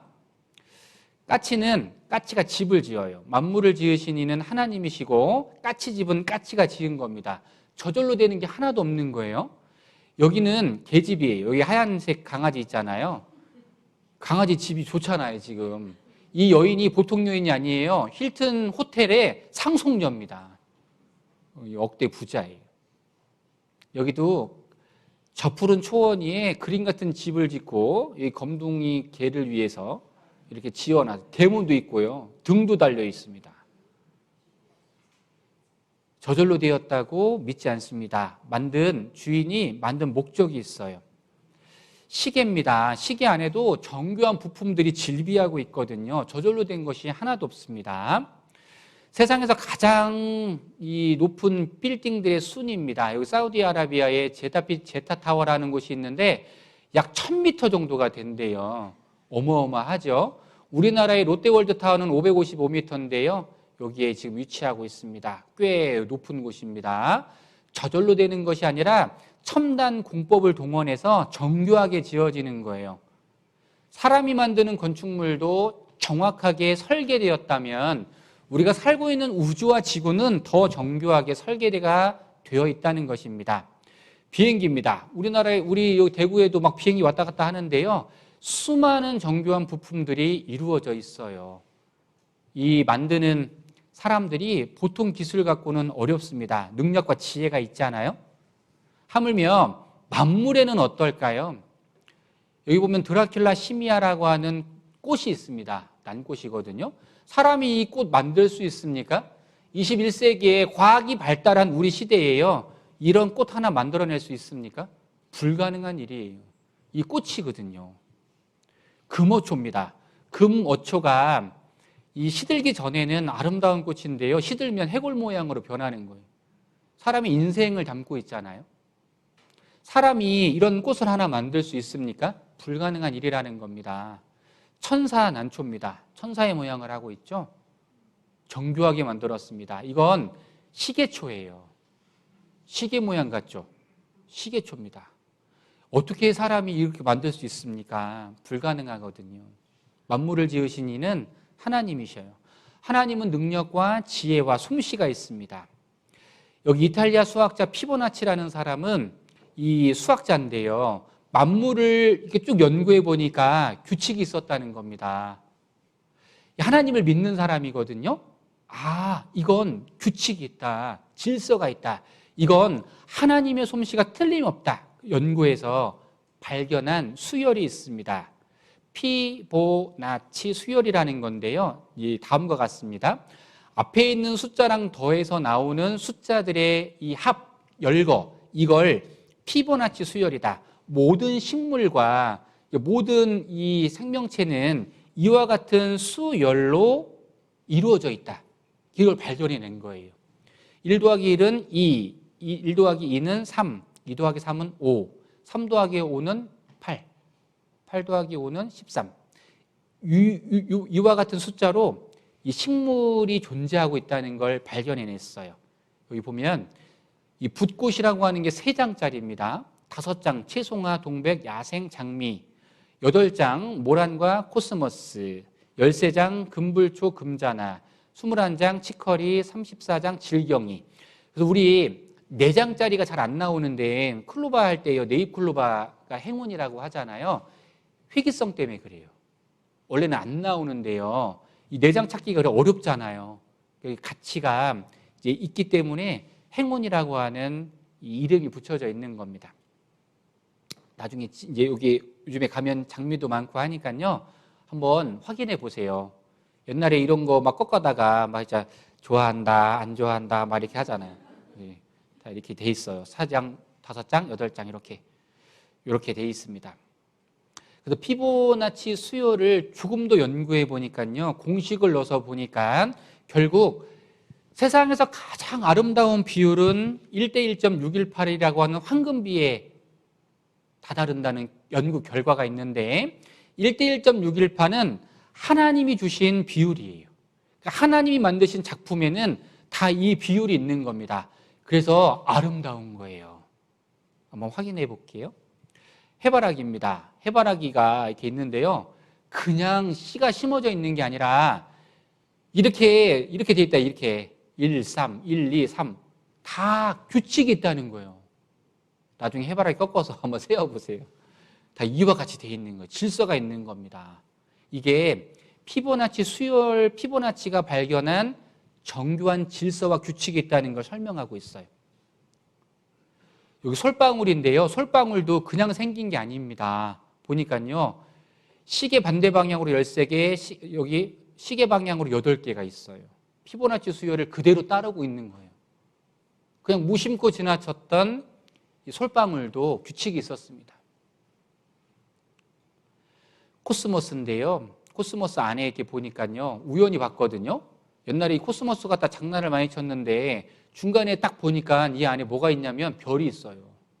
별. 별 보이시나요? 코스모스가 영어로 뭡니까? 우주라는 뜻이잖아요. 그러니까 우주 안에 별이 있잖아요. 이 기가 막히더라고요. 별이 있어요. 나중에 코스모스 꺾어가지고요. 안에 확대해 보십시오. 별이 있습니다. 하나님이 기가 막히게 만드셨어요. 앵무조개가 있는데요. 1:1.618입니다. 황금비율이라고 알려져 있거든요. 여기 베토벤 교향곡 제5번 운명이라는 곳이 있잖아요. 막 있자 빠바바바밤 하는 거, 빠바바밤 하는 거 있잖아요. 그게 아주 유명한 교향곡인데 이 베토벤 교향곡에 황금비율이 숨어져 있습니다. 앞에 그 마디에 보니까요. 377마디로 되어 있고 후렴 부분이 233마디로 되어 있거든요. 계산해 보면 피보나치 수열 14번째를 따르고 있고 13번째를 따르고 있는데 비율이 1:1.618이에요. 이게 진짜 우연일까? 여기 그리스 아테네의 파르테논 신전이라는 곳인데요. 가장 아름다운 건축물 중에 하나라고 평가받습니다. 비율이 1:1.618이에요. 그래서 건축물도 1:1.618의 비율로 건축하면 가장 이상적이고 아름다운 모습이 된다고 알려져 있습니다. 여기 최후의 만찬이라고 하는 유명한 그림인데요. 이 최후의 만찬에도 황금 비율이 숨어져 있습니다. 나름대로 규칙과 질서가 있어요. 하나님이 주신 비율을 따랐으니까 가장 가치 있고 걸작품이 되는 거예요. 사람도 마찬가지입니다. 비율이 있어요. 키가 크다고 좋은 게 아니라 키가 작다고 나쁜 게 아니라 비율이 중요합니다. 1:1.618의 비율이 가장 이상적인 모습이라고 해요. 비너스상과 다비드상도 마찬가지입니다. 1:1.618이 황금 비율로 알려져 있습니다. 여러분 집에 돌아가시면 전신 사진을 딱 찍으셔가지고요. 비율 한번 이렇게 한번 해보세요. 실망할 필요는 없습니다. 자, 여기 모나리자가 있는데 모나리자 얼굴이 절세 미녀로 알려져 있잖아요. 눈썹이 없음에도 불구하고. 그런데 비율이요 정확하게 1:1.618입니다. 그래서 모나리자가 최고의 가치가 있는 거예요. 황금 비율이거든요. 우리나라 김태희 씨도 최고의 미녀로 알려져 있는데 1:1.618로 되어 있습니다. 증명사진 찍으셔서 비교해 보세요. 이렇게. 자, 여기 카드. 우리가 카드를 지기가 딱 손에 적당하잖아요. 카드의 비율도 1:1.618입니다. 정확한 황금 비율이죠. 트럼프 머리도 1:1.618이에요. 그냥 빗은 게 아니에요. 이게 나름대로 다 규칙이 있어요. 저도 빗어보려고 하는데 잘 안 되는데 하여튼 앵무조개의 비율하고 똑같습니다. 그래서 이 스타일리스트가 계속 빗어준대요. 이렇게 자, 새알은 여기 보면 14일로 되어 있고요. 우리 계란은 21일로 되어 있습니다. 크기가 좀 더 큰 이제 거위나 오리 같은 경우는 28일, 거위는 35일입니다. 7의 배수로 되어 있는데 7은 생명 숫자, 완전 숫자입니다. 하나님 숫자거든요. 어떤 사람이 양계장을 해서 돈을 많이 벌 목적으로 왜 하필 21일이야? 나는 10일 만에 부화시킬 거야. 최신 장비를 다 동원하고 항온, 항습에 습도까지 다 조절하면 뭐 10일에 다 나옵니까? 그렇지 않아요. 무조건 계란은 21일에 부화가 되게 되어 있습니다. 생명은 하나님께 있기 때문에 그래요. 타조는 40일, 강아지, 고양이 63일입니다. 7의 배수죠. 사람은 40주를 임신합니다. 4, 7에 28, 7의 배수입니다. 이건 우연이 아니라 하나님이 만드신 규칙과 질서가 있다는 거예요. 자, 여기 지구를 만드신 하나님을 좀 보겠습니다. 지구는 둥글다. 자, 이사야 40장 22절. 그는 땅 위 궁창에 앉으시나니 땅의 거민들은 메뚜기 같다. 궁창이라는 말은 동그란 지구라고 번역되어 있거든요. 잠언 8장 27절에 보면 그가 하늘을 지으시며 궁창으로 해면에 두르실 때 서클이라고 되어 있습니다. 서클은 원, 둥글다 이렇게 되어 있거든요. 이사야 40장 22절에 보면 그는 땅 위 궁창에 앉으시나니 더 보면 더 서클이라고 되어 있습니다. 서클. 더 쉽게 우리 네이버 히브리 원어 사전에 찾아보니까요. 원, 구, 천구 돼 있습니다. 둥글다는 뜻이. 여기서 궁창 후구이며 둥글다는 의미입니다. 이렇게 돼 있거든요. 그런데 중요한 거 보세요. 고대 사람들은 지구의 모습을 이렇게 상상했습니다. 네모일까? 삼각형일까? 육각형일까? 평평할까? 어떤 사람은 큰 거북이가 코끼리를 등에 업고 지구를 업고 있는 모습을 상상했습니다. 어떤 사람들은 큰 물고기가 지구를 업고 있는 모습을 상상했어요. 자, 그런데 여기 유명한 과학자들이 있습니다. 아리스토텔레스, 에라토스테네스, 그 다음에 프톨레마 이오스 이런 사람들이요. 지구에 대해서 연구를 해본 겁니다. 그리고 마지막에 여기 마젤란이라는 사람이 있는데 세계 일주를 했어요. 근데 중요한 게 뭐냐면 출발했던 그 지점으로 마지막에 돌아왔다는 거예요. 세계 일주 했는데 그 자리로 돌아왔다는 겁니다. 이게 뭘 뜻하고 있냐면 지구가 둥글다는 걸 말씀하고 있는 겁니다. 지구는 당연히 둥글다. 지구는 둥글다. 중세시대에도 알고 있었다. 옛날에 이런 노래 불렀죠. 앞으로 이거 불렀잖아요. 지구는 둥그니까 자꾸 걸어나가면 온 세상 어린이를 뒤에 뭐라고 돼 있어요? 다 만나고 오겠네. 제자리로 돌아오는 거예요. 둥글기 때문에. 우리는 다 알고 있어요. 그런데 문제는 성경에 지구가 둥글다는 걸 언제 기록해 놨느냐. 이게 중요합니다. 여기 보면 성경에 약 2000년 전에 기록된 사해사본에는 이미 지구가 둥글다는 걸 기록하고 있습니다. 그러니까 이사야 성경은 BC 8세기경인데요. 지금으로부터 2700년 전에 기록된 성경이에요. 아무도 안 놀라시네. 2700년이 어느 때냐면요. 호랑이 담배 피던 시절을 더 지나가서 2700년 전이니까요. 인공위성도 없고 만안경도 없고 컴퓨터도 없고 과학은 아예 발달하기도 전에 지구 밖을 나가볼 수 없는 환경 속에서 지구가 둥글다는 걸 기록해놨다고요. 사람이 썼다면 불가능한 일이잖아요. 사람이 썼다면. 1960년도에 소련의 우주비행사 유리 가가린이 이제 우주왕복선 타고 나갔거든요. 그리고 나서 창세기 1장 1절을 읊었어요. 태초에 하나님이 천지를 창조하시니라. 지구가 둥글다는 걸 그때 처음 봤거든요. 사람의 육안으로. 그런데 지금으로부터 2700년 전에 지구가 둥글다는 걸 기록해놨어요. 성경이 사실이라는 겁니다. 공간에 다시며, 여러분들 여기 보면 땅을 공간에 다셨대요. 지구에는 중력의 법칙이 있어요. 모든 물질은 떨어져요. 여기 보니까 땅을 공간에 다셨어요. 지구를 매달아 놨다고 되어 있거든요. 욥기는 지금으로부터 3,500년 전 성경입니다. 아무도 안 놀라시네요. 3,500년 전에 지구가 여기 보면 공중에 매달려 있다고 누가 말할 수 있냐고요. 누가? 창조주가 아니면 누가 지구를 매달아 놨다고 감히 말할 수 있냐고요. 여러분들이 알고 있는 신 중에 지구를 매달아 놨다고 말하는 신이 있습니까? 여러분들이 믿고 있는 종교 중에 그 신이 지구를 매달아 놨다고 말하는 신이 있어요? 그렇지 않다는 겁니다. 하나님만 창조주이신 거예요. 그러니까 성경에만 기록되어 있는 거예요. 진짜 연구해 보니까요, 지구가 매달려 있습니다. 어떻게 매달려 있냐면 중력의 끈으로 매달려 있어요. 거리도 일정하거든요. 속도도 일정하고요.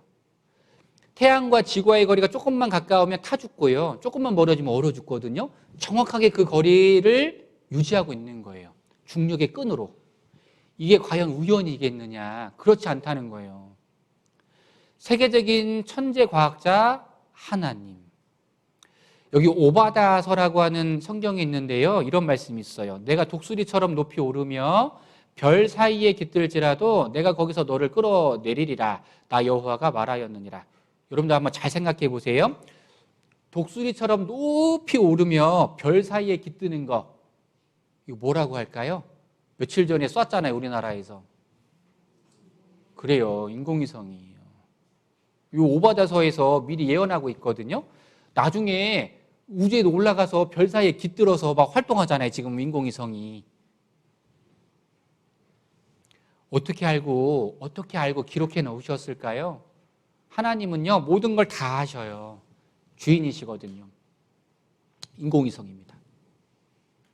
우주왕복선. 지구는 돌고 있습니다. 자, 땅이 변화하여 진흙에 인친 것 같고, 여기 보면 지구의 자전을 어떻게 설명했냐면 도장인자잖아요. 옛날에 땅이 이렇게 돌아가는 거, 지구가 돌아가는 걸 옛날에 계약서에 도장 찍는 거랑 비교했습니다. 비유했어요. 한번 소개해 드려 볼게요. 옛날에 계약서에는 이 도장을 가지고 효력을 입증했는데요. 여기 이게 진흙에다가 도장을 이렇게 굴려가지고 무늬를 새겨서 직인을 찍었다는 거예요. 영상 하나 보겠습니다. 이렇게. 그러니까 지구가 인친 것 같이 도장 찍는 것처럼 돌아간다는 뜻이에요. 이거 어떻게 알았을까요? 지구는 시속 1660km로 자전하고 있습니다. 23시간 56분 04초 만에 한 바퀴를 돌며 하루를 만들어줍니다. 정확하거든요. 여러분들 1660km로 돌고 있거든요. 아무도 안 놀라시잖아요. 이게 얼마나 빠른 속도인지. 이 보세요. 여러분들 100km로 달리는 청룡열차를 타면요, 입이 이렇게 돼요. 입이 돌아갑니다. 바람 때문에. 그런데 무려 1660km로 돌아가고 있는데 우리 어때요, 지금? 평안하잖아요. 안전하지 않습니까? 이거 하나님의 능력과 지혜와 솜씨라는 거예요. 평평한 구름입니다. 욥기 37장 16절에 보면 구름이 평평하게 뜬 것과 구름이 평평하대요. 욥기는 3,500년 전입니다. 그러면 구름이 평평한 걸 알려면 뭐 타야 돼요? 비행기 타야 됩니다. 비행기가 언제 나왔어요? 19세기에 나왔다고 알려져 있잖아요. 19세기가 되기 전에는 구름 평평하다는 걸 누구도 말할 수 없을 거잖아요. 성경이 기록해놨어요. 평평하다고. 어떻게 알았을까? 하나님이 만드셨습니다. 구름이 평평해요. 비행기 타보시면 구름이 평평합니다. 성경이 사실인 거예요. 하나님은 능력과 지혜가 있습니다. 하나님의 솜씨가 있습니다. 모기가 있는데요. 좀 있으면 이제 모기 날아다니잖아요. 모기 없었으면 좋겠잖아요. 근데 이 모기가 사라지면 어떻게 될까요? 자, 여기 모기의 종류가 3,500종 이상 되는데요. 인간의 피를 빠는 흡혈 모기가 있습니다. 아무 모기가 다 빠는 게 아니라 흡혈 모기만 사람의 피를 빨아요. 근데 이 흡혈 모기가 약 6%입니다. 그러니까 나머지 모기들은 뭘 하고 사느냐. 여기 보면 인간을 가장 많이 죽인 동물의 순위가 모기거든요. 모기에 물려서 많이 죽어요. 말라리아 같은 이 병 때문에. 근데 중요한 게 있습니다. 모기가요, 벌만큼이나 꽃가루를 옮긴다고 알려져 있어요. 그러니까 모기가 사라지면 생태계가 파괴가 된다고 알려져 있습니다. 그러니까 이 모기 한 마리도 존재하는 목적이 있다는 거거든요. 우리는 에프킬라 뿌려서 그냥 죽이면 그만이지만 하나님 만드신 목적이 있어요. 하물며 사람이 존재하는 목적이 없겠습니까? 여러분들이 하루를 살아가는 목적이 없으시겠어요? 그렇지 않다는 겁니다. 반드시 목적이 있는 거예요. 창세기 1장 10절에서 13절 말씀해 보면 하나님이 땅, 바다를 만드셨고 채소와 각기 종류대로 씨 가진 열매와 셋째 날 종류대로 만드셨습니다. 콩 심은 데 콩 나고 팥 심은 데 팥 나는 거예요. 이건 법칙이에요. 하나님이 종류대로 만드셨습니다. 귤, 그 다음에 식물들은 다 하나님이 만드신 거예요. 창세기 1장 20절에서 23절에 보면 새, 물고기를 다섯째 날 만드셨습니다. 어떻게? 종류대로 만드셨어요. 비행기의 솜씨도 위대하지만 새를 만드신 하나님의 솜씨는 더 위대한 거예요. 여기 게닛이라고 하는 새가 있는데요. 이 새가 얼마나 특별한 새냐면 하늘에서는 새가 되고 바다의 잠수에서는 물고기가 되는 새입니다. 두 가지의 모습이 담겨 있거든요.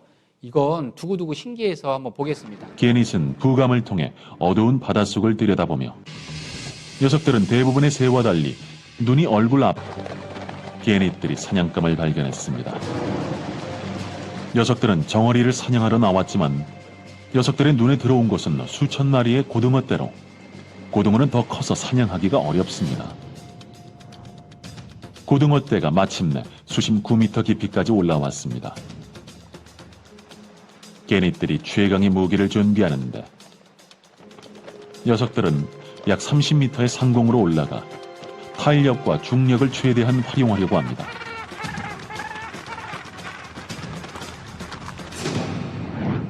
완벽하게 일직선을 유지하지 못하면 충격으로 인해 죽을 수도 있습니다. 다이빙 선수들하고 똑같죠. 녀석들은 날개를 밀어넣고 발을 집어넣어 몸을 화살 모양으로 만듭니다. 자, 이게 끝이 아닙니다. 좀 두툼한 넘겨볼게요. 고등어들이 모여 있어서 한 마리만 정확히 공략하기가 쉽지 않은데 고등어떼는 수적으로 우세합니다. 고등어들이 위협적인 존재를 피해 깊은 곳으로 하강하는 지금 게닛에겐 두 가지 선택권이 있는데 다시 새로 돌아가거나 놀라운 슈퍼 물고기로 변신하는 것입니다. 게닛은 포기하는 대신 슈퍼 물고기가 되기로 결심하고 날개를 납작하게 만들어 헤엄칩니다. 얼만큼 헤엄을 치나 보십시오.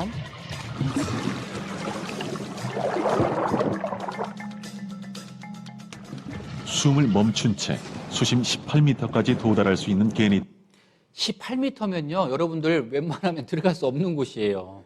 이 부력 때문에요. 사람이 18m 들어가잖아요. 엄청난 압력을 느낍니다. 이 새가 바다 속에 들어가면 물고기가 되고 또 나와서 막 날개치고 날아다녀요. 하나님이 새를 만드셨습니다. 새는 하나님의 작품이에요. 이거 나방인데요. 아틀란스 나방인데요. 이게 이제 세계에서 가장 큰 나방이거든요. 여기 끝을 잘 보세요. 뱀처럼 생겼잖아요. 이 영상 하나 보여드릴게요. 한번 잘 보세요. 이 끄트머리를. 이 나방이에요, 나방. 이 자신을 보호하기 위해서 끝을요, 뱀처럼 해놨어요, 저렇게.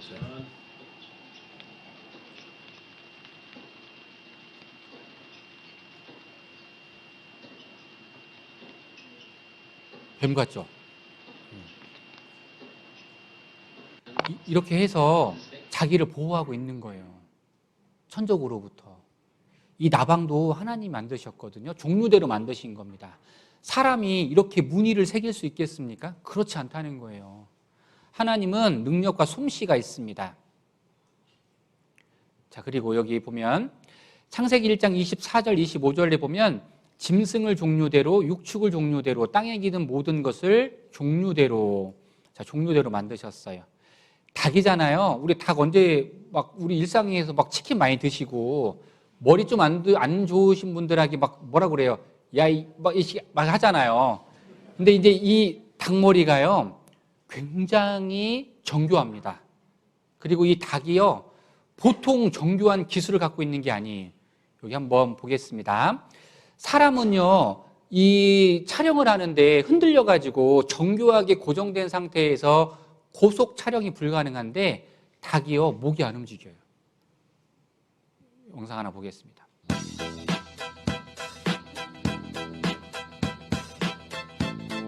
닭 목 좀 보세요.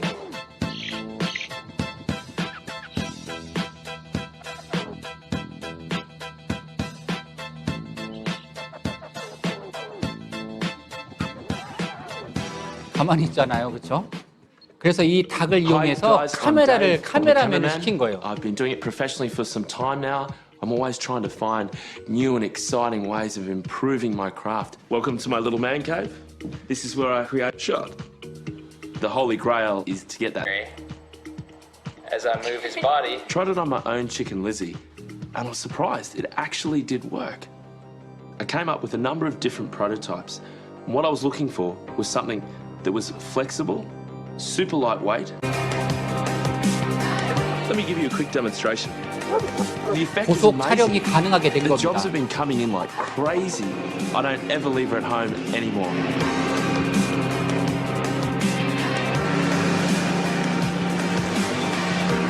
정교하잖아요. She's even got her own gear now.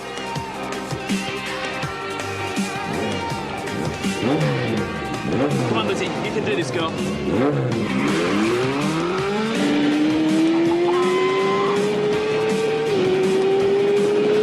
She's out there now making shots that I didn't even think were possible. 다 찍어내는 겁니다. She's just the best thing that's ever happened to me. 3, 2, 1.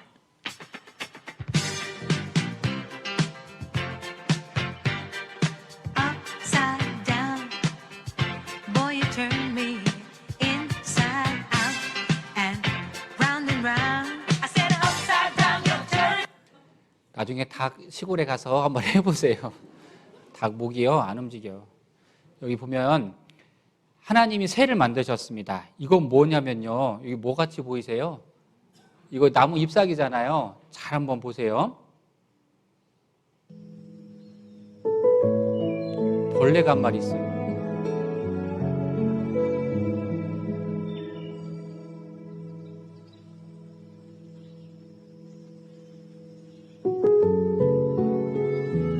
움직이고 있잖아요, 그렇죠? 자신을 보호하기 위해서 나뭇잎하고 똑같이 자기를 보호하고 있는 겁니다. 하나님 솜씨예요. 종류대로 만드신 겁니다. 새를 종류대로 만드셨습니다. 동물을, 짐승을 종류대로 만드셨어요. 로봇 강아지하고는 비교할 바가 아니죠. 짐승에게 물어보라, 공중의 새에게 물어보라, 바다의 고기도 내게 설명하리라. 잡아먹지만 말고 연구해 보라는 거예요. 한번 공부해 보라는 겁니다. 그러면 하나님 솜씨가 있다는 거예요. 우리 성경 한 구절 찾아보겠습니다. 마태복음 16장을 보시겠습니다. 마태복음 16장 25절을 보시겠습니다. 26절 보겠습니다. 마태복음 16장 26절입니다.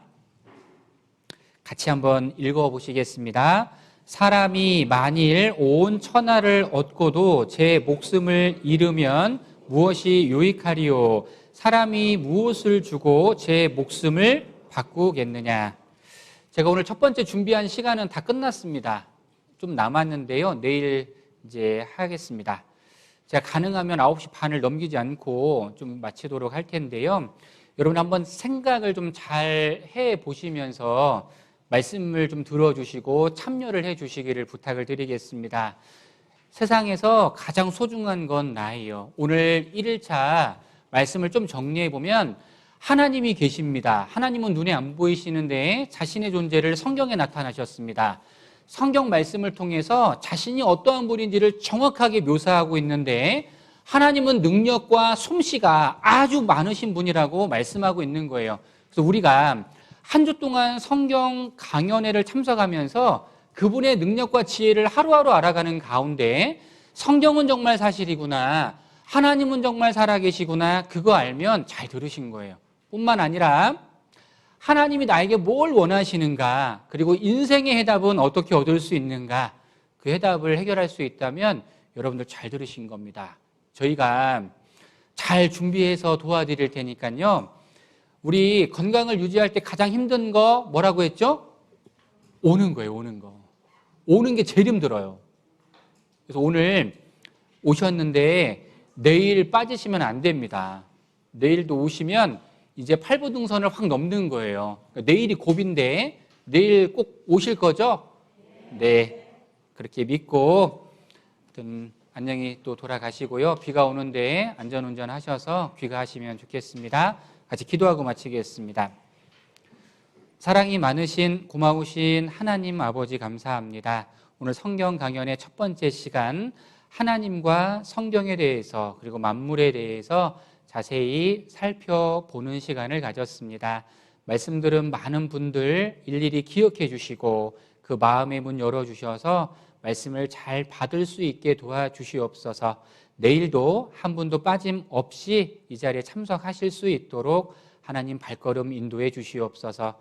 고마우신 예수님 이름으로 감사하며 기도드렸습니다. 아멘. 말씀